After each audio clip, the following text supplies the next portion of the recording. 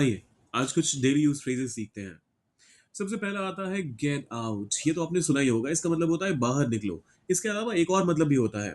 मान लीजिए कोई आपसे अगर अनबिलीवेबल कोई टॉपिक छेड़ दे, कोई ऐसी बात कह दे जो हो ही नहीं सकता है, और आप उसको उसके लिए कुछ एक्सप्रेशन देना चाहते हैं, उसके लिए रिस्पॉन्ड करते हुए शब्दों का आपको पता नहीं चल पा रहा कि क्या कहें, तो आप कह सकते हैं गेट आउट। मतलब ये मैं यकीन ही नहीं कर पाऊँगा, ये मैं मान ही नहीं पाऊँगा। तो ये एक दूसरा मतलब हो सकता है।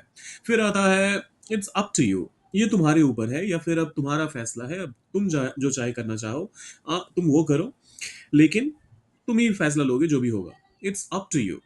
It's up to you. फिर जस्ट इन केस, एहतियात के तौर पे। एहतियात के तौर पे मतलब कहीं ज़रूरत पड़ ना जाए या फिर कहीं इस चीज़ की तुम्हें आवश्यकता ना हो जाए, तो उसके लिए ये चीज़ रख लो, तो आप कहेंगे जस्ट इन केस।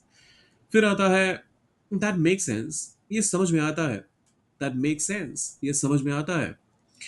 फिर बहुत ही कैजुअली, हाँ, ये अपोलोजाइज करने का ये तरीका बड़ा ही कैजुअल है।